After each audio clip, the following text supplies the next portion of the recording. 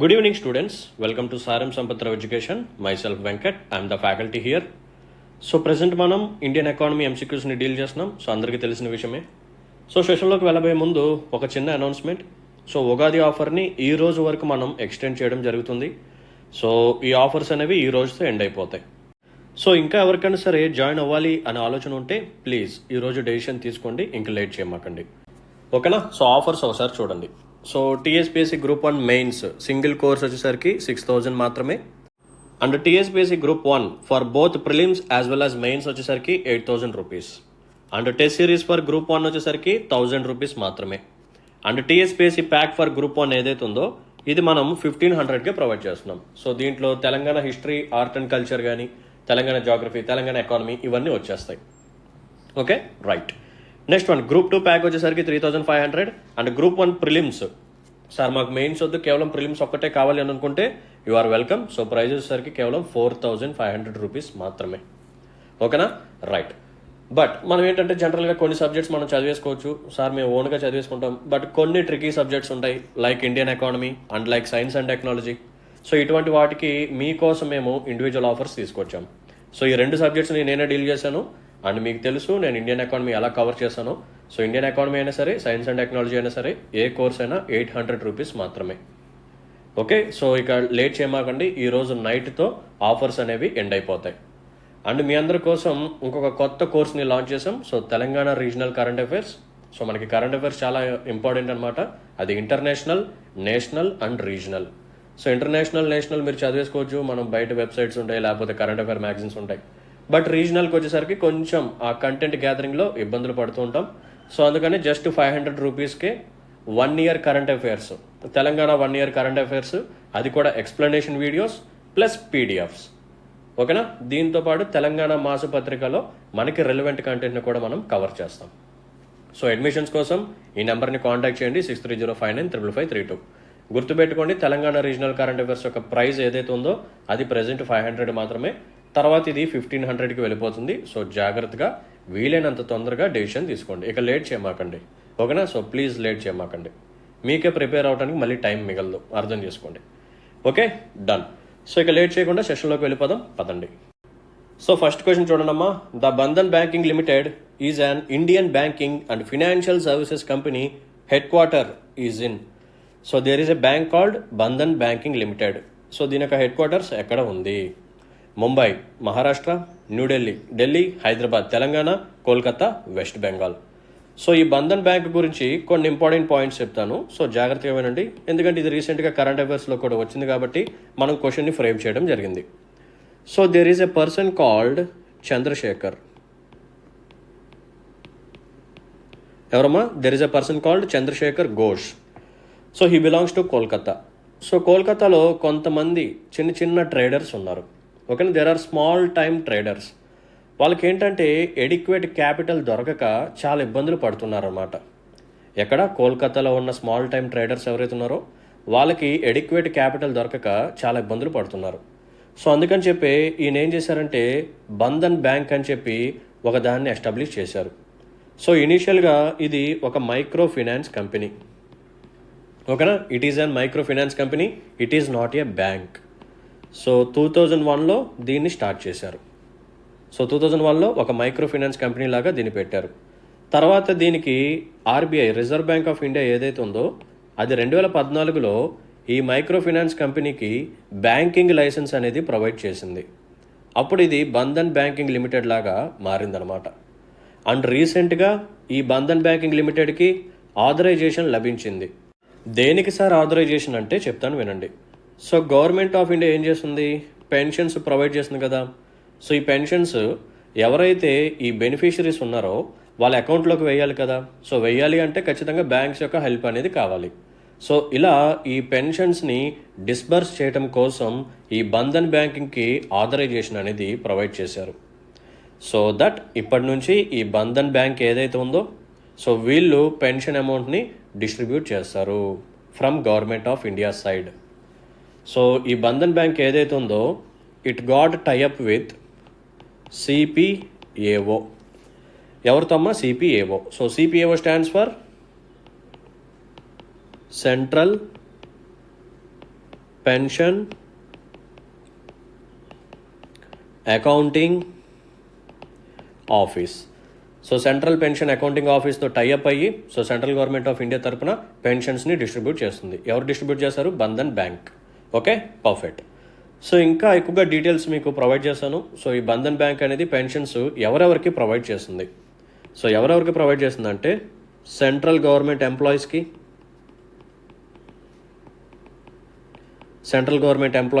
And వీళ్ళతో పాటు judicial retirees,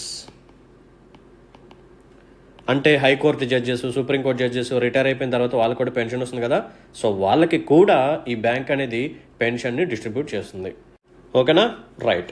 next important point ఏంటంటే దీని యొక్క టెరిటోరియల్ కవరేజ్ అనేది హోల్ కంట్రీకి అప్లికేబుల్లో ఉంటుంది. ఈవెన్ ఇది నేషనల్ క్యాపిటల్ టెరిటరీ ఆఫ్ ఢిల్లీలో కూడా ఇది ఇంప్లిమెంటేషన్లో ఉంటుంది, పెన్షన్స్ని డిస్ట్రిబ్యూట్ చేస్తుంది. And union territories without legislatures లేని యూనియన్ టెరిటరీస్లో కూడా ఇది వర్కింగ్లో ఉంటుందన్నమాట. ఓకే, అండ్ వీళ్ళతో పాటు ఆల్ ఇండియా సర్వీస్ ఆఫీసర్స్ ఉంటారు కదా, ఆల్ ఇండియా సర్వీసెస్, సో వీళ్ళకి కూడా పెన్షన్ అమౌంట్ని ప్రొవైడ్ చేస్తుంది. అండ్ ఫార్మర్ పార్లమెంట్ మెంబర్స్, ఒకప్పుడు ఎంపీగా వర్క్ చేసిన వాళ్ళు ఉంటారు కదా పార్లమెంట్లో, సో వాళ్ళకు కూడా పెన్షన్స్ని ప్రొవైడ్ చేస్తుంది అనమాట బంధన్ బ్యాంక్ అనేది.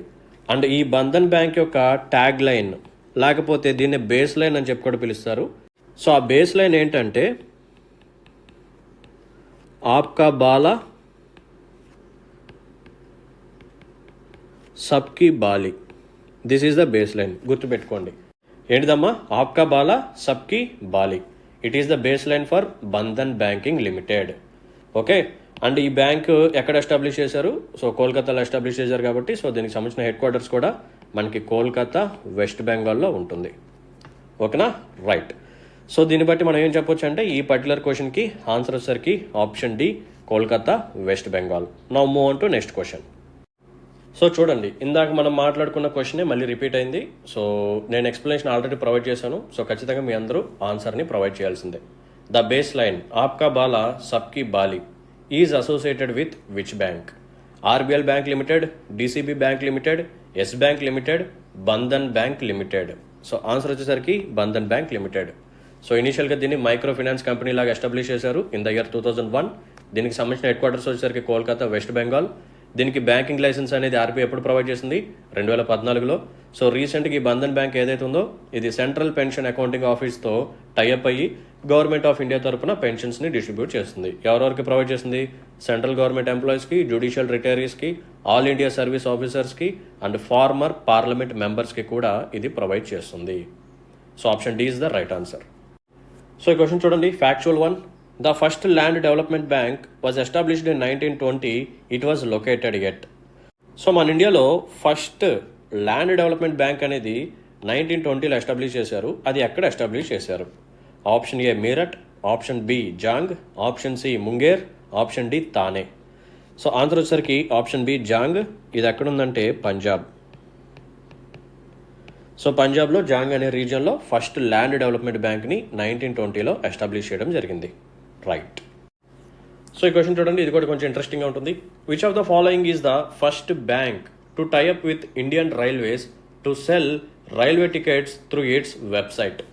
సో మన ఇండియాలో ఫస్ట్ టైం ఒక బ్యాంక్ అనేది ఈ పర్టికులర్ ఇండియన్ రైల్వేస్తో టైఅప్ అయ్యి తన యొక్క వెబ్సైట్లో ఈ రైల్వే టికెట్స్ని అమ్మటం స్టార్ట్ చేసిందంట. మరి ఆ బ్యాంక్ పేరేంటి?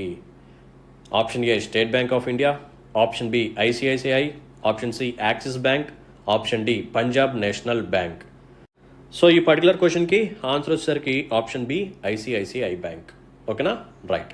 సో ఈ బ్యాంక్ వాళ్ళు ఫస్ట్ టైం ఇండియన్ రైల్వేస్ ఐఆర్సిటీసీతో టైఅప్ అయ్యి వాళ్ళ యొక్క వెబ్సైట్లో రైల్వే టికెట్స్ని అమ్మటం స్టార్ట్ చేశారు. పర్ఫెక్ట్. నెక్స్ట్ క్వశ్చన్ చూడండి, which of the following banks is the world's largest bank by assets? అంటే అసెట్స్ పరంగా మనం గమనిస్తే అంటే ఏంటి? లోన్స్ పరంగా. మరి బ్యాంక్కి అసెట్ అంటే లోనే కదా, సో దాని పరంగా మనం గమనిస్తే సో మన ప్రపంచంలో లార్జెస్ట్ బ్యాంక్ ఏంటి? Bank of America, Industrial and Commercial Bank of China, BNP Paribas Bank of China. So answer వచ్చేసరికి option B Industrial and Commercial Bank of China. Next question చూడండి, SFMS it is a secure messaging standard developed to serve as a platform for intra-bank and interbank applications. The first letter S in the abbreviation stands for. So బేసికల్గా SFMS అంటే ఏంటి? So SFMS stands for structured financial messaging system. Structured financial messaging system. So ఇది ఎందుకు use చేస్తారంటే to establish A secure communication. So ఒక single bank తనకు సంబంధించిన branches ఏవైతే ఉన్నాయో, సో ఒక బ్రాంచ్ ఇంకో బ్రాంచ్ మాట్లాడుకోవాలి అన్నా, లేకపోతే ఒక కమ్యూనికేషన్ అనేది సేఫ్గా సెక్యూర్గా ఉండాలి అన్నా ఒక సిస్టమ్ అనేది ఉండాలి, ఒక అప్లికేషన్ అనేది ఉండాలి. సో దాని పేరే structured financial messaging system. So దీన్ని మనం ఇంట్రా బ్యాంక్ పర్పస్లా యూజ్ చేసుకోవచ్చు, లేకపోతే ఇంటర్ బ్యాంక్ పర్పస్ కూడా యూజ్ చేసుకోవచ్చు. అంటే ఒక బ్యాంకు ఇంకో బ్యాంక్తో కూడా కమ్యూనికేషన్ కోసం దీన్ని యూజ్ చేసుకోవచ్చు, లేకపోతే ఒక బ్యాంకు తనకు సంబంధించిన బ్రాంచెస్తో ఇంటరాక్షన్ కోసం కూడా దీన్ని యూజ్ చేసుకోవచ్చు. So yes stands for structured. So option A is the right answer. So ఈ క్వశ్చన్ చూడండి, it is very very interesting one. ఇది మనకి రిజర్వ్ బ్యాంక్ ఆఫ్ ఇండియాలో ఉన్న ఒక డెఫినేషన్ని తీసుకొచ్చి క్వశ్చన్ లాగా ఫ్రేమ్ చేయడం జరిగింది. So A currency which is either has a missing portion or it is composed of more than 2 pieces is categorized as a. Option A soiled note, option B imperfect note, option C detached note, option D mutilated note. అంటే ఏంటంటే ఒక particular currency దానికి సంబంధించిన ఒక portion, ఓకేనా, సగం paper కానీ some currency ఏదైనా మిస్ అయినా, లేకపోతే ఒక 2 పీసెస్ కలిపి ఒక పేపర్ లాగా ఒక కరెన్సీ లాగా చేసినా సరే దాన్ని ఏమంటాము? So we call it as mutilated note. ఇది ఆర్బీఐకి సంబంధించిన వెబ్సైట్లో ఉంది. So it is related to exchange of notes అనమాట. సో ఎక్స్చేంజ్ ఆఫ్ నోట్స్ అంటే కాయిన్స్కి సంబంధించిన డెఫినేషన్స్లో కండిషన్స్లో ఇది ఒక ఇంపార్టెంట్ ఫ్యాక్టర్. సో దాన్ని నేను తీసుకొచ్చి మీకు క్వశ్చన్ లాగా ఫ్రేమ్ చేశాను, ఓకేనా. సో మ్యూటిలేటెడ్ నోట్ అంటే ఏంటంటే, సో ఏదైనా ఒక నోట్ పాడైపోయి సగం చినిగిపోయి సగం పోర్షన్ మిస్ అయినా, లేకపోతే ఏదన్నా 2 పేపర్స్ కలిపి 2 కరెన్సీస్కి సంబంధించిన పేపర్స్ కలిపి ఒక కరెన్సీ లాగా చేసినా సరే we call it as mutilated note. Okay, right. So ఈ క్వశ్చన్ చూడండి, ఇది కూడా important. The interest rate risk is a type of.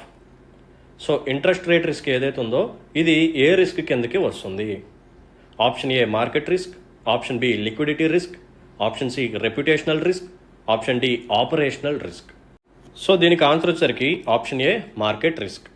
So market రిస్క్లో 4 టైప్స్ ఉంటాయి, లేకపోతే 4 రిస్క్స్లో ఉంటాయి అన్నమాట. సో ఆ 4 ఏంటంటే, first one interest rate risk. ఇప్పుడు మనం క్వశ్చన్లో మాట్లాడుకున్నాం కదా, సో అదే. సో ఫస్ట్ వన్ వచ్చేసరికి ఇంట్రెస్ట్ రేట్ రిస్క్ అనమాట. సెకండ్ వన్ వచ్చేసరికి equity risk. So equity risk తర్వాత కమోడిటీ రిస్క్. ఏంటమ్మా? Commodity risk. And last and final one వచ్చేసరికి కరెన్సీ రిస్క్. సో ఈ 4 రిస్క్లు ఏవైతే ఉన్నాయో they comes under market risk, ఓకేనా. సో వాడు అదే అంటాడు కదా, so mutual funds are subjected to market risk అని చెప్పి యాడ్స్లో చెప్తుంటారు. సో అదే, ఓకేనా. సో ఈ 4ని గుర్తుపెట్టుకోండి: ఇంట్రెస్ట్, ఈక్విటీ, కమోడిటీ, కరెన్సీ. ఈ 4కి సంబంధించిన రిస్క్ ఏదైతే ఉందో they comes under market risk. So the particular క్వశ్చన్కి ఆన్సర్ వచ్చేసరికి option A. Perfect. So let's look at the last question. It is very very interesting one. The last 6 characters of the alphanumeric IFSC printed on the check helps in identifying the. So మనకి bank బుక్లో కానీ check మీద మనకేంటంటే IFSC code అనేది ఉంటుంది. మీ అందరికీ తెలుసు కదా ఐఎఫ్ఎస్సి కోడ్. సో ఐఎఫ్ఎస్సి కోడ్లో మనకి టోటల్గా ఎన్ని నెంబర్స్ ఉంటాయి? 11 నెంబర్స్ ఉంటాయి. సో ఈ 11లో ఫస్ట్ 4 క్యారెక్టర్స్ వచ్చేసరికి ఆల్ఫాబెటిక్, ఓకేనా. So they are alphabets. అంటే ఈ ఆల్ఫాబెటిక్ లెటర్స్ ఏవైతే ఉన్నాయో, ఈ క్యారెక్టర్స్ ఏవైతే ఉన్నాయో ఇవి మనకి బ్యాంక్ నేమ్ని ప్రొవైడ్ చేస్తాయి. They will provide bank name. For suppose IFSC code for SBI is SBIN, ఓకేనా. దీంతో స్టార్ట్ అవుతుంది. స్టేట్ బ్యాంక్ ఆఫ్ ఇండియాకి సంబంధించిన ఐఎఫ్ఎస్సి కోడ్ ఏదైతే ఉందో ఇట్ స్టార్ట్స్ విత్ SBIN. తర్వాత ఇక నెంబర్స్ వస్తాయి, ఓకేనా. అండ్ మనకి ఇక్కడ వచ్చేసరికి మ్యాక్సిమం 0 ఉంటుంది ఫర్ ఫ్యూచర్ యూస్. ఆ తర్వాత ఏంటంటే we are going to have 6 characters. ఈ లాస్ట్ 6 క్యారెక్టర్స్ ఏవైతే ఉన్నాయో ఇవి మనకి బ్యాంక్ సంబంధించిన బ్రాంచ్ని ఐడెంటిఫై చేయడం కోసం ఉపయోగపడతాయి అన్నమాట. ఓకేనా. సో ఐఎఫ్ఎస్సి అనేది ఏదైతే ఉందో it is 11 character code. So దీంట్లో ఫస్ట్ 4 క్యారెక్టర్స్ వచ్చేసరికి ఆల్ఫాబెట్స్. ఇవి మనకి బ్యాంక్ నేమ్ని ప్రొవైడ్ చేస్తాయి, ఐడెంటిఫై చేయడానికి ఉపయోగపడుతుంది. అండ్ లాస్ట్ 6 క్యారెక్టర్స్ వచ్చేసరికి బ్యాంకుకి సంబంధించిన బ్రాంచ్ని ఐడెంటిఫై చేయడానికి ఉపయోగపడుతుంది. సో ఆన్సర్ వచ్చేసరికి ఆప్షన్ ఏ, బ్యాంక్ బ్రాంచ్. ఓకేనమ్మా, రైట్. సో దీంతో ఈరోజు ఒక ఎంసీక్యూస్ని మనం సక్సెస్ఫుల్గా కంప్లీట్ చేసుకున్నాం. సో ఈరోజు మనం డిస్కస్ అయ్యే టాపిక్ ఏంటంటే కర్వ్స్. సో ఒక స్టూడెంట్ రిక్వెస్ట్ చేశారు, sir Phillips curve, Laffer curve and Kuznets curve ఇవి ఉన్నాయి కదా, సో వీటిని ఎక్స్ప్లెయిన్ చేయండి అని చెప్పి కామెంట్ పెట్టారు. ఎస్, మీరు అడిగారు, నేను చేస్తాను పక్కాగా. ఓకేనా, right. So let's start our discussion with Phillips curve.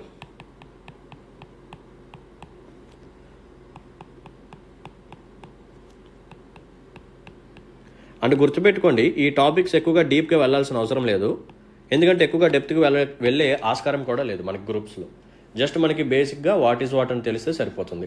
So మనం డెప్త్గా వెళ్ళాల్సిన కాన్సెప్ట్స్ ఏంటంటే national income. So national income chapter నుంచి ఎక్కువ క్వశ్చన్స్ వచ్చే ఛాన్సెస్ హైగా ఉన్నాయి. సో జాగ్రత్తగా ఆ చాప్టర్ని ప్రిపేర్ అవ్వండి.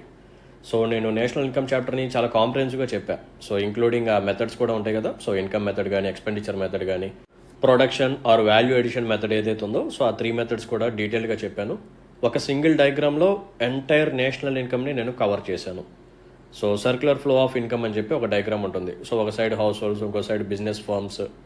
So what are the factors of production, so ఎవరు ఫ్యాక్టర్స్ ఆఫ్ ప్రొడక్షన్ ప్రొవైడ్ చేస్తారు, సో ఎవరు ఫ్యాక్టర్ పేమెంట్స్ చేస్తారు, ఓకేనా. సో ఎవరు గూడ్స్ అండ్ సర్వీసెస్ని ప్రొడ్యూస్ చేస్తారు, so who are going to purchase it. So అక్కడ మనకి 3 మెథడ్స్ కవర్ అయిపోతాయి. సో ఇన్కమ్ మెథడ్లోకి ఏమేమి వస్తాయి, ఎక్స్పెండిచర్ మెథడ్లోకి ఏమేమి వస్తాయి, ప్రొడక్షన్ మెథడ్లోకి ఎలా వస్తుంది. ఓకే, సో ఇలా చాలా ఉంటాయి. సో నేషనల్ ఇన్కమ్ చాప్టర్ అనేది చాలా ఇంపార్టెంట్. దాన్ని ఎంత డెప్త్గా వెళ్తే మనం అంత ఎక్కువగా తెలుసుకోవచ్చు. So GDP, GNP, NNP, NDP ఇటువంటి కాన్సెప్ట్స్ కూడా మనం బ్యూటిఫుల్గా నేర్చుకున్నాం. బట్టి పట్టే అవసరం లేకుండా కాన్సెప్చువల్ ఓరియంటెడ్గా నేను చెప్పాను. సో యాక్చువల్గా జీడిపి అండ్ జిఎన్పి ఏదైతే ఉందో ఈ రెండింటిని నేను 2 పదాలతో ఎక్స్ప్లెయిన్ చేసేసా, వేర్ అండ్ హోమ్. ఈ 2 పదాలతో we can learn GDP and GNP. ఆ రెండింటి మధ్య డిఫరెన్సెస్ కూడా ఈ 2 పదాలతో తెలుసుకోవచ్చు. ఓకే, సో ఇవన్నీ ఎప్పుడు వస్తాయంటే మీరు సబ్జెక్ట్ని మాస్టర్ చేసినప్పుడు ఇటువంటి ఓన్ క్రియేషన్ అనేది వస్తూ ఉంటుంది. ఓకే, సో ఒకవేళ మీకు కాన్సెప్చువల్ క్లారిటీ ప్రతి టాపిక్ కావాలి అని అనుకుంటే you can take my course, just 800 rupees మాత్రమే. ట్రస్ట్ మీ, ఇంకొకసారి మీరు ఎకానమీ కోసం ఎక్కడ ఇబ్బంది పడాల్సిన అవసరం ఉండదు. మీ అంతటా మీరు ఫ్యూచర్లో ఏ మ్యాగజైన్ చదివినా, కరెంట్ అఫైర్ రిలేటెడ్ ఏ టాపిక్ చదివినా సరే, ఎస్ ఈ టాపిక్ సార్ ఆ రోజు చెప్పారు, so this is the background, so ఇది లేటెస్ట్ అప్డేట్. సో మీ అంతటా మీరు చదువుకుంటే మీకు అర్థమయ్యే స్టేజ్కి నేను మిమ్మల్ని తీసుకెళ్తాను. Okay, done. సో అటువంటి ఇంపార్టెంట్ టాపిక్స్ మీద ఎక్కువగా ఫోకస్ చేయండి. And budget, nothing but physical policy. So physical policy is all about budget. And దాంతోపాటు మీకు ఎకనామిక్ సర్వే ఉంటుంది, ఓకేనా. అండ్ ఎఫ్ఆర్బిఎం యాక్ట్ గురించి కూడా ఉంటుంది. ఎస్, ఒక స్టూడెంట్ అడిగారు ఎఫ్ఆర్బిఎం యాక్ట్ గురించి కూడా చెప్పండి అని. సో ఫ్యూచర్లో ట్రై చేస్తాను, ఎందుకంటే physical responsibility and budget management act ఏదైతే ఉందో దానికి సంబంధించిన బ్యాక్గ్రౌండ్ కొన్ని పాయింట్స్ ఉంటాయి అండ్ కొన్ని టార్గెట్స్ కూడా ఉంటాయి. సో అవి కూడా నేను చెప్తాను on future sessions, don't worry. Okay, and ఇంకా మీరు ఫోకస్ చేయాల్సిన ఏరియాస్ ఏంటంటే, సో ఆఫ్టర్ నేషనల్ ఇన్కమ్ మీరు ట్యాక్సేషన్ మీద ఫోకస్ చేయండి, బ్యాంకింగ్ మీద కూడా ఎక్కువగా ఫోకస్ చేయండి.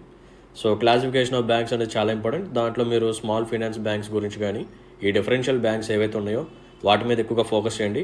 అండ్ డెవలప్మెంటల్ బ్యాంక్స్ ఏవైతే ఉన్నాయో వీటి మీద ఫోకస్ చేయండి. ఈ 2 సెగ్మెంట్స్ మీద మీరు ఎక్కువగా ఫోకస్ చేయాలి. ఎందుకంటే మనకు ఎక్కువగా రీసెంట్ డెవలప్మెంట్స్ అనేవి డిఫరెన్షియల్ బ్యాంక్స్ మీద, డెవలప్మెంటల్ బ్యాంక్స్ మీద, ఈ రెండింటి మీద ఎక్కువ కనిపిస్తూ ఉంటాయి. సో రీసెంట్గా పేటిఎం అనేది న్యూస్లోకి వచ్చింది. పేటిఎం అనేది ఏ type of bank? Payments bank. So payments bank ఎందులోకి వస్తుంది? డిఫరెన్షియల్ బ్యాంకులోకి వస్తుంది. అందుకనే చెప్తున్నాను, డిఫరెన్షియల్ బ్యాంక్స్లో కంటిన్యూస్గా అప్డేట్స్ ఉంటూనే ఉంటాయి. సో కరెంట్ అఫైర్స్లోకి రెగ్యులర్గా వస్తాయి కాబట్టి, so please focus on that. And next important area వచ్చేసరికి డెవలప్మెంటల్ బ్యాంక్స్. సో తెలుసు కదా, నాబార్డు, సిడ్బి, ఐడిబిఐ ఇటువంటివి ఉన్నాయి. సో వాటి మీద కూడా ఫోకస్ చేయండి. అవి కూడా ఎప్పుడన్నా సరే ఏదన్నా క్యాపిటల్ రిలేటెడ్గా న్యూస్లోకి వచ్చినప్పుడు సో ప్రిపేర్ అవ్వండి. Okay, done. సో ఇలా మీరు ప్లాన్ చేసుకొని హై ఫోకస్డ్ ఏరియాస్కి ఫస్ట్ ప్రయారిటీ ఇవ్వండి. ఆ తర్వాత లీస్ట్ ఏరియాస్ మీద మీరు ఫోకస్ చేయండి. మెజారిటీ ఆఫ్ ద మీ యొక్క ఎనర్జీ స్ట్రెంగ్త్ వచ్చేసరికి ఇటువంటి ఏరియాస్ మీద ఫోకస్ చేయండి. So that you can get maximum results. Right. So Phillips curve అంటే ఏంటి?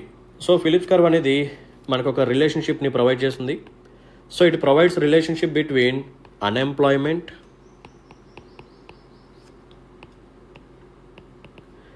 As well as inflation.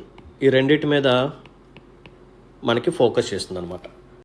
Okay, so Phillips curve focus on or it establish the relationship between unemployment and inflation.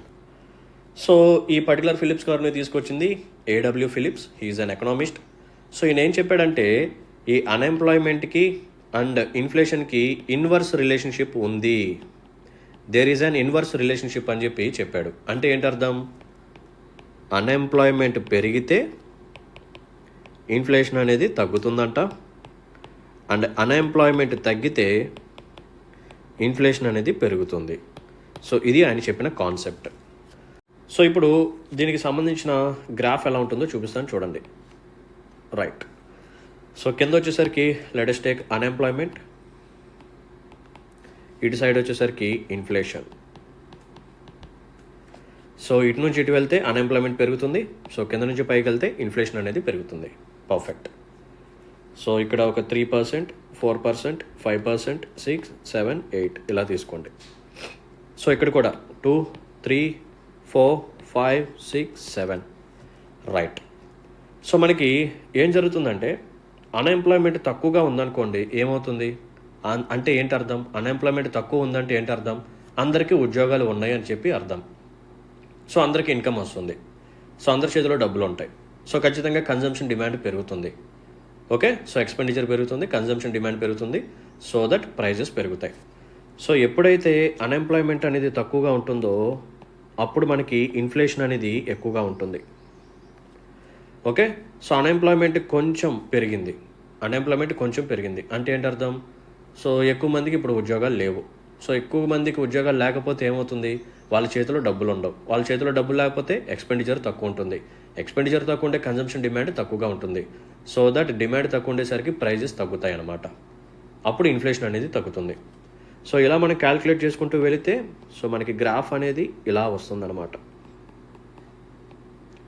We can get a graph like this. Okay, so ఒక line గీస్తే ఇలా వస్తుంది మనకి.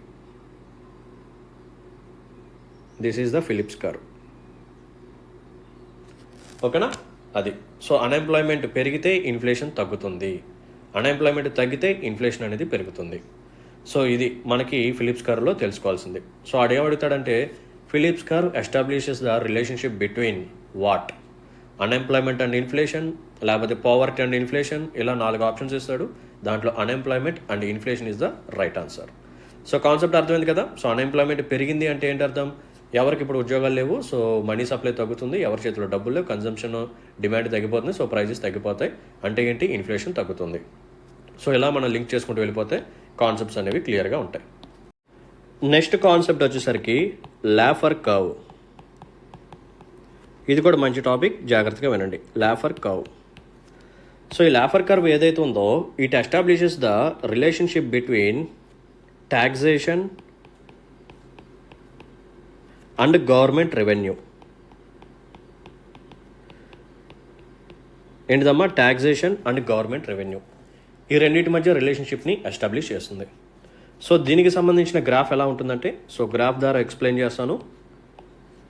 So దీని యొక్క graph ఎలా ఉంటుందంటే inverted you షేప్లో ఉంటుంది. This is like this, inverted U shape. So ఇక్కడ మనకు వచ్చేసరికి ట్యాక్స్ పర్సంటేజ్ తీసుకోండి, అండ్ ఈ సైడ్ వచ్చేసరికి రెవెన్యూ తీసుకోండి. పర్ఫెక్ట్. సో ట్యాక్స్ పర్సంటేజ్ ఒక 5%, 10, 20, 30, 40 ఇలా ఇంక్రీజ్ అవుతూ వెళ్తుంది. అలాగే రెవెన్యూ ఇక్కడ కూడా ఒక 5, 10, 15, 20 ఇలా తీసుకోండి. సో ఇక్కడ మనం ఒక లాజిక్ని ఎస్టాబ్లిష్ చేద్దాం. సో గవర్నమెంట్ ఆఫ్ ఇండియా ట్యాక్సెస్ని పెంచింది. ఓకేనా? ట్యాక్సెస్ని పెంచింది, ఇన్కమ్ ట్యాక్స్ పెంచింది అనుకోండి. ఏమవుతుంది? గవర్నమెంట్కి ఆదాయం పెరుగుతుంది. ఏమవుతుంది? రెవెన్యూ అనేది పెరుగుతుంది గవర్నమెంట్కి. సో ట్యాక్సెస్ తగ్గిస్తే రెవెన్యూ అనేది తగ్గుతుంది. అవునా? రైట్. బట్ ఇది ప్రతిసారి ఇది వర్కౌట్ అవ్వదు.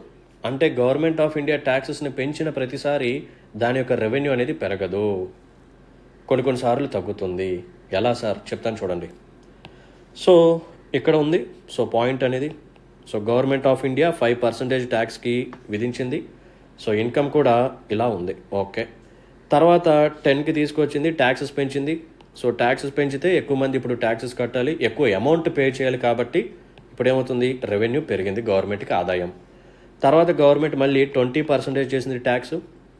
సో ఎక్కువ అమౌంట్ పే చేయాలి, సో గవర్నమెంట్కి ఎక్కువ రెవెన్యూ వచ్చింది. ఒక పాయింట్ ఆఫ్ టైంలో జనాలకి చిరాకు వచ్చేసింది. నేను కష్టపడేది ఎందుకు, గవర్నమెంట్కి ఎంత ట్యాక్స్ నేను ఎందుకు కట్టాలి, ఇంకా నేను ఎందుకు పని చేయడం, పొద్దు నుంచి సాయంత్రం దాకా ఈ డెస్క్టాప్ ముందు కూర్చొని సాఫ్ట్వేర్ జాబ్ కొట్టి కొట్టి కొట్టి నెల ఆఖరికి ఎప్పుడుకో నాకు అమౌంట్ పడితే ఆ పడే మినిమం అమౌంట్ ఏదైతే ఉందో దాంట్లో ఎక్కువ percentage government income tax levy చేసి నా దగ్గర నుంచి లాగేసుకుంటే ఇక నేను నెలంతా ఎందుకు కష్టపడటం, నేను ఇంకా ఖాళీగా ఉంటా, ఇదే బెస్ట్ అని చెప్పి జనాలు ఏం చేస్తారంటే పని చేయటం మానేస్తారు. ఓకేనా, పని చేయటం మానేస్తారు. సో పని చేయటం మానేస్తే వాళ్ళకి ఇన్కమ్ తగ్గిపోతుంది. వాళ్ళకి ఇన్కమ్ తగ్గిపోతే ట్యాక్సిబుల్ అమౌంట్ తగ్గిపోతుంది. అండ్ ఇంకొకటి ఏంటంటే ట్యాక్స్ ఎవేజన్ కూడా ఇక్కడ కనిపిస్తుంది. చాలామంది ట్యాక్స్ ఎవేజన్ని ఫాలో అవుతారు. అంటే తప్పుడు లెక్కల్ని చూపించడం, ఎక్కువ ఇన్కమ్ వచ్చినా సరే తక్కువ ఇన్కమ్ చూపించడం. ఓకేనా, సో ట్యాక్స్ ఎవేషన్కి అందరూ ఇప్పుడు ఫాలో అవుతారు. కాబట్టి సో ఒక పాయింట్ ఆఫ్ టైం తర్వాత గవర్నమెంట్కి వచ్చే రెవెన్యూ అనేది తగ్గిపోతుంది. నువ్వు ట్యాక్సెస్ పెంచావు, సో 20 తర్వాత 30కి వచ్చావు, 30 తర్వాత 40కి వచ్చావు, బట్ నీ రెవెన్యూ తగ్గిపోయింది. చూడు, మళ్ళీ నీ రెవెన్యూ అనేది తగ్గిపోయింది. ఎందుకు, ఏదైనా ఒక లిమిట్ వరకే. ఓకే, సో ప్రజలు సంపాదించిందంతా నేను ట్యాక్స్ రూపంలో లాగేసుకుంటానంటే వాడెందుకు పని చేస్తాడు, వాడికి పని చేయడు, ఖాళీగా ఉంటాడు. సో నీకు ఇక ఆదాయం రాదు. నువ్వు ట్యాక్సెస్ పెంచినా సరే ఎవడు పని చేయకుండా కూర్చుంటే నీకు ఇక రెవెన్యూ ఎక్కడి నుంచి వస్తుంది? లేదా ఇంకొక ఆప్షన్ ఏంటంటే చాలామంది ట్యాక్స్ ఎవేషన్స్ని ఫాలో అవుతారు. ఓకేనా, సో ఇంతకుముందు కరెక్ట్గా నీతిగా నిజాయితీగా వాళ్ళకి లెక్కలు చూపించేవాళ్ళు, ఇప్పుడు ఏంటంటే తప్పుడు లెక్కలు చూపించి ట్యాక్స్ని ఎక్కొట్టేవాళ్ళు అనమాట. ఓకే, ఇదనమాట లాఫర్ కర్వ్ గురించి. So it establishes the relationship between taxes and government revenue. So taxes పెంచితే గవర్నమెంట్ తాలూకా రెవెన్యూ పెరుగుతుంది ఇన్ జనరల్గా, ట్యాక్సెస్ తగ్గిస్తే గవర్నమెంట్ యొక్క రెవెన్యూ తగ్గుతుంది. బట్ ఏదైనా ఒక లిమిట్ వరకే. ఒక లిమిట్ దాటి గవర్నమెంట్ ఇంకా ట్యాక్సెస్ని పెంచుకుంటూ వెళ్ళిపోతూ ఉంటే ప్రజలు పని చేయడానికి ఇంట్రెస్ట్ చూపించరు. సో దట్ ప్రొడక్టివిటీ తగ్గిపోతుంది, ఆటోమేటిక్గా రెవెన్యూ తగ్గిపోతుంది. అండ్ కొంతమంది ఏం చేస్తారంటే ట్యాక్స్ ఎవేజన్ని ఫాలో అవుతారు, అలా కూడా గవర్నమెంట్కి రెవెన్యూ అనేది తగ్గిపోతుంది అనమాట. So this is called as laughter curve. Okay, right. Next one వచ్చేసరికి లోరెన్స్ కర్వ్. ఏంటమ్మా లోరెన్స్ కర్వ్? సో ఇది ఏం చేస్తుందంటే it talks about distribution. It talks about distribution of income or wealth inequalities. Income or wealth inequalities గురించి ఇది మాట్లాడుతుంది. Yes, మన ఇండియాలో ఇన్ఈక్వాలిటీస్ చాలా ఎక్కువగా ఉంటాయి కదా. సో ఒక ఎకానమీలో ఎంత ఇన్ఈక్వాలిటీ ఉంది, ఇన్కమ్ ఇన్ఈక్వాలిటీ ఎంత ఉంది, లేకపోతే వెల్త్ ఇన్ఈక్వాలిటీ ఎంత ఉంది. సో మనందరికీ తెలిసిన విషయమే. సో ఇన్ఈక్వాలిటీస్ అనేవి మన ఇండియాలో చాలా ఎక్కువగా ఉంటాయి. అంటే మెజారిటీ ఆఫ్ ద రిసోర్సెస్ కానీ, ప్రాపర్టీ కానీ, ల్యాండ్ కానీ ఫ్యూ మెంబర్స్ చేతుల్లోనే ఉంటుంది. కాబట్టి సో మన ఇండియాలో ఇన్ఈక్వాలిటీ అనేది చాలా ఎక్కువగా ఉంటుంది. సో దీనికి సంబంధించిన గ్రాఫ్ ఇలా ఉంటుందన్నమాట. ఓకేనా, సో ఫస్ట్ మనం డ్రా చేయాల్సింది ఏంటంటే ఈక్వాలిటీ లైన్. సో ఇది ఒక ఈక్వాలిటీ లైన్ అన్నమాట. This is an equality line. But ఏదైనా ఒక ఎకానమీలో ఈక్వాలిటీ అనేది కనిపిస్తుందా చెప్పండి? మన ప్రపంచంలో, మన వరల్డ్లో ఎక్కడైనా సరే ఈక్వాలిటీ అనేది ఉందా? ఏ సొసైటీలో అయినా సరే ఇన్ఈక్వాలిటీ లేని సొసైటీ ఎక్కడైనా ఉందా అంటే అబ్సల్యూట్లీ నో. సో ఖచ్చితంగా ఎక్కడొక చోట మనకి ఇన్ఈక్వాలిటీ అనేది ఉంటుంది. సో ఆ ఇన్ఈక్వాలిటీని రిప్రజెంట్ చేసేదే లోరెన్స్ కర్వ్. ఓకేనా, సో ఉండాల్సింది మనందరం కోరుకునేది ఇదనమాట, ఈక్వాలిటీ లైన్. సో ఈ గ్యాప్ ఏదైతే ఉందో ఇది పెరిగే కొద్దీ ఇన్ఈక్వాలిటీ ఎక్కువగా ఉందని చెప్పి అర్థం. ఓకే, సో దీనికి సంబంధించిన ఎక్స్ప్లెనేషన్ అనేది చాలా ఎక్కువగా ఉంటుంది. అరౌండ్ ఒక 20 minutes అలా పడుతుంది. ఒక చిన్న ఎగ్జాంపుల్ తీసుకొని, ఒక కొంతమంది ఫ్యూ మెంబర్స్ని తీసుకొని, వాళ్ళకి సంబంధించిన ఇన్కమ్ తీసుకొని, ఇదంతా తీసుకొని ఎక్స్ప్లెయిన్ చేయాలి. బట్ అదంతా అవసరం లేదు, ఎగ్జామ్కి అయితే అవసరం లేదు. ఓకేనా, సో ఈ లారెన్స్ కర్వ్ అనే కాన్సెప్ట్ని తీసుకొచ్చింది ఎవరంటే మ్యాక్స్వెల్ లారెన్స్. సో జనరల్గా ఎవరైతే ఎకనామిస్టులు ఈ కాన్సెప్ట్ని ఇన్వెంట్ చేస్తారో వాళ్ళ పేర్ల మీద ఇవన్నీ పెడతారనమాట. ఈ లారెన్స్ కర్వ్ కానీ, లాఫర్ కర్వ్ కానీ. లేకపోతే మనం నెక్స్ట్ మాట్లాడుకోబోయే కుజినెట్స్ కర్వ్ కానీ సైమన్ కుజినెట్స్, దానికి ముందు ఫిలిప్స్, ఇలా ఎకనామిస్టుల పేరు మీదే ఈ కర్వ్స్ని పెడతారు. Right. And last and final one వచ్చేసరికి కుజినెట్స్ కర్వ్. దీన్ని తీసుకొచ్చింది ఎవరంటే సైమన్ కుజినెట్స్. ఇవన్నీ మీకు ఉపయోగపడతాయి, రాసుకోండి. So number of times revise చేయండి, మీకే ఈజీగా గుర్తుంటాయి. సో కుజినెట్స్ కర్వ్ దేని గురించి మాట్లాడుతుందంటే, సో ఇనీషియల్గా ఎకనామిక్ గ్రోత్ ఏదైతే ఉందో it leads to creating greater inequality. So ఏదైనా ఒక ఎకానమీలో ఎకనామిక్ గ్రోత్ జరిగినప్పుడు ఇనీషియల్గా ఇన్ఈక్వాలిటీస్ అనేది ఎక్కువగా క్రియేట్ అవుతాయి అంట. తర్వాత ఏం జరుగుతుంది, ఆ ఎకనామిక్ గ్రోత్ అనేది కొంచెం మెచ్యూర్ అయిన తర్వాత, అంటే లేటర్ ఫేజ్లో ఆ ఇన్ఈక్వాలిటీస్ ఏవైతే ఉన్నాయో అవి తగ్గుతూ వస్తాయంట. ఫర్ సపోజ్ ఇండియా ఉంది, ఇండియాలో డెవలప్మెంట్ అనేది స్టార్ట్ అయింది, ఎకనామిక్ గ్రోత్ అనేది స్టార్ట్ అయింది. సో ఇనీషియల్ ఫేజ్లో ఎవరు బాగా లబ్ధి చెందుతారు అంటే బాగా రిచ్ పర్సన్స్ అనమాట, లైక్ అదానీ కానీ అంబానీ కానీ, వాళ్ళకి ఎక్కువగా ప్రాఫిట్స్ వస్తాయి. తర్వాత ఏమవుతుంది, కొన్ని ఇయర్స్ తర్వాత ఓవరాల్గా ఇండియా కొంచెం డెవలప్ అవుతుంది. ఓకే, సో ఓవరాల్గా ఇండియా అనేది కొంచెం డెవలప్ అయిపోతుంది. సో డెవలప్ అయిన తర్వాత సో ఎడ్యుకేషన్ యాక్సెసిబిలిటీ అనేది అందరికీ పెరుగుతుంది, హెల్త్ ఇన్ఫ్రాస్ట్రక్చర్ అనేది అందరికీ అవైలబుల్గా ఉంటుంది, అండ్ ట్రాన్స్పోర్టేషన్ ఫెసిలిటీ కానీ, అదర్ ఇన్ఫ్రాస్ట్రక్చర్ ఫెసిలిటీస్ కానీ, డిజిటల్ టెక్నాలజీ కానీ, ఇవన్నీ ఇప్పుడు అందరికీ యాక్సెసిబుల్గా వస్తాయి. సో ఇప్పుడు ఏం జరుగుతుంది, ఇంతకుముందు క్రియేట్ అయిన ఇన్ఈక్వాలిటీస్ అనేవి ఇప్పుడు రెడ్యూస్ అవుతూ ఉంటాయి. ఇది కుజినెట్స్ కర్వ్ అనమాట. ఓకే, సో కుజినెట్స్ కర్వ్ కూడా మనకి ఎలా ఉంటుందంటే ఇన్వర్టెడ్ యూ షేప్లోనే ఉంటుంది. ఇది కూడా ఏంటిదమ్మా, ఇన్వర్టెడ్ యూ షేప్. సో ఇక్కడ వచ్చేసరికి ఎకనామిక్ గ్రోత్, ఇటు సైడ్ వచ్చేసరికి inequality. So economic growth initial స్టేజ్లో స్టార్ట్ అయినప్పుడు ఏమవుతుంది, మనకి ఇలా ఎకనామిక్ గ్రోత్ పెరిగే కొద్దీ ఇన్ఈక్వాలిటీస్ కూడా పెరుగుతాయి. After some point of time economic growth అనేది మెచ్యూర్ అయిన తర్వాత ఆల్రెడీ క్రియేట్ అయిన ఇన్ఈక్వాలిటీస్ ఏవైతే ఉన్నాయో అవి మళ్ళీ తగ్గిపోతాయి అన్నమాట. సో ఇండియా, సో ఇప్పుడు ఆల్రెడీ మనం డెవలపింగ్ ఫేజ్లో ఉన్నాం. సో ఇంతకుముందు ఎప్పుడైతే ఎకనామిక్ గ్రోత్ ఫేజ్ అనేది మన ఇండియాలో స్టార్ట్ అయిందో అప్పుడు కేవలం కొంతమందికి ఎక్కువగా బెనిఫిట్స్ అనేవి రీచ్ అయ్యాయి. And over a period of time economic growth అనేది ఇలా జరిగే కొద్దీ సో ఓవరాల్గా మెచ్యూర్ ఫేజ్కి వచ్చేసరికి ఆల్రెడీ క్రియేట్ అయిన ఇన్ఈక్వాలిటీస్ అనేవి తగ్గుతూ ఉంటాయి. సో ఎలా అంటే ఎడ్యుకేషన్ అనేది అందరికీ అవైలబుల్గా వచ్చేస్తుంది, ఎందుకంటే ఇండియా డెవలప్ అయింది కాబట్టి. అండ్ హెల్త్ కేర్ ఫెసిలిటీస్ కూడా అందరికీ యాక్సెసిబుల్గా ఉంటాయి, ఎందుకంటే ఇండియా డెవలప్ అయింది కాబట్టి. సో ఇటువంటివన్నీ ఒక కామన్ పీపుల్కి అవైలబుల్గా ఉన్నప్పుడు సో ఇంతకుముందు క్రియేట్ అయిన ఇన్ఈక్వాలిటీస్ అనేవి ఇప్పుడు తగ్గుతూ వస్తాయి. సో ఎకనామిక్ గ్రోత్ వల్ల ఇనీషియల్గా మనకి ఇన్ఈక్వాలిటీస్ అనేవి క్రియేట్ అవుతాయి, ఆ తర్వాత మనకి ఇన్ఈక్వాలిటీస్ అనేవి రెడ్యూస్ అయిపోతాయి. సో ఇదే కుజినెట్స్ కర్వ్ అనమాట. ఓకేనా, is it clear? Right. So మీరు అడిగినట్టు నేను ఈరోజు 4 కర్వ్స్ చెప్పాను. Phillips curve, Laffer curve, Lorenz curve and Kuznets curve. Done. So మీ సైడ్ నుంచి నాకు కావాల్సిన ఒక స్మాల్ ఫేవర్ ఏంటంటే, మీకు కానీ నాకు ఎక్స్ప్లెనేషన్ కానీ నచ్చినట్టయితే, ఇటువంటి సెషన్స్ మీరు నా నుంచి ఇంకా ఎక్కువగా కోరుకున్నట్టయితే please hit the like button and మీ యొక్క వాల్యుబుల్ కామెంట్ని మెన్షన్ చేయండి. అండ్ మీ ఫ్రెండ్స్ అండ్ ఫెలో ఆస్పిరెంట్స్ కూడా షేర్ చేయండి. కావాలని అనుకుంటే నా కోర్స్ని తీసుకోండి, ఇంకా చాలా కాంప్రహెన్సివ్గా ప్రతి కాన్సెప్ట్ని అక్కడ చెప్పాను. ఇట్స్ యువర్ విష్, నేను ఇక ఎవరిని ఫోర్స్ చేయను, ఎందుకంటే టైం కూడా అయిపోవచ్చింది. సో ఆఫర్ కూడా ఈ రోజుతో ఎండ్ అయిపోతుంది, అండ్ ఎక్కువగా టైం కూడా లేదు ప్రిపేర్ అవడానికి. సో ఇంకైతే డెసిషన్ని లేట్ చేయమాకండి. Okay, done. So let's call it a day then. See you in the next session. Until then, take care. Bye bye. Jai Hind.